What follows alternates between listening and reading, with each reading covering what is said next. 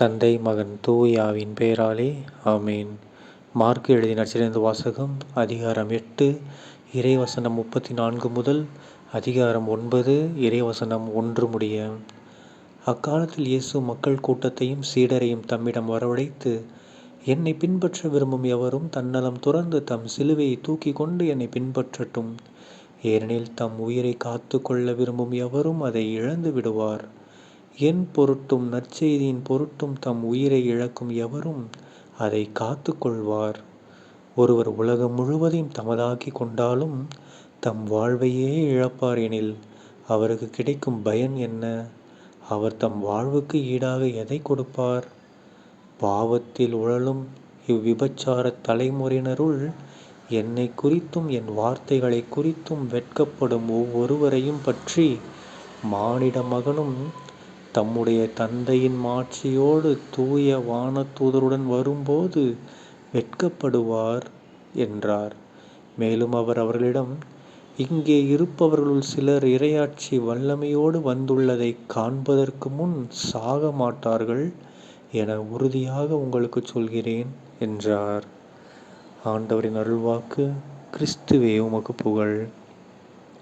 அன்பார்ந்த சகோதர சகோதரிகளே, இன்று பொதுக்காலம் 6ஆம் வாரம் பிப்ரவரி 21ஆம் தேதி 2025ஆம் வருடம் வெள்ளிக்கிழமை.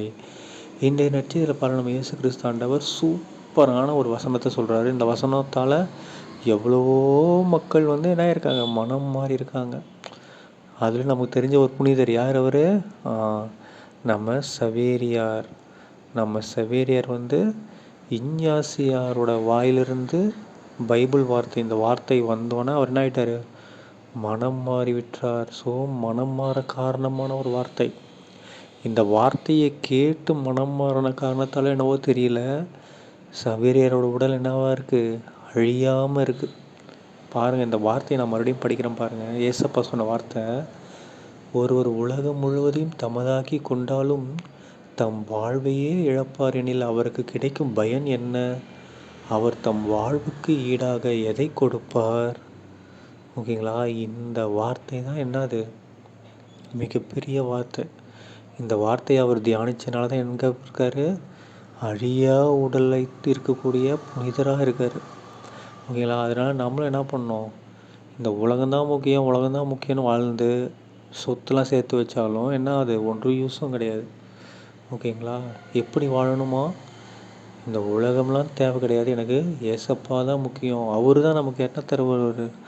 வாழ்வை தருபவர். ஓகேங்களா?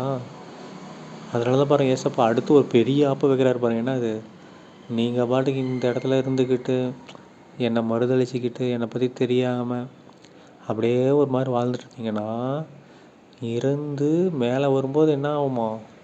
அதாவது ஏசப்பாவுடைய ஆட்சி வரும்போது என்ன நடக்குமா? அவர் நம்மளை பார்த்து, உன்னை யார் நீ, உன்னை எனக்கு தெரியவே தெரியாது அப்படின்ட்டு வரோம். ஓகேங்களா? நம்மளை பார்த்து வெட்கப்படுவான். டே, இவன்லாம் எதுக்கு இங்கே இருக்கான் அப்படிங்கிற அளவுக்கு ஆகிடுமா? ஓகேங்களா? அதனால் என்ன பண்ணக்கூடாது?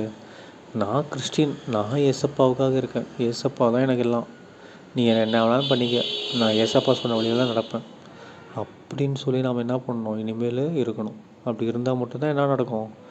பூமியில் நமக்கு என்ன நடந்தால், ஏசப்பாவே சிலுவையில் அரைஞ்சாங்க உலகம்தான் இது. ஓகேங்களா? பூமியில் என்ன வேணாலும் பண்ணுறோம். ஆனால் இறுதிக்கட்ட வாழ்க்கையில் என்ன நடக்கும்?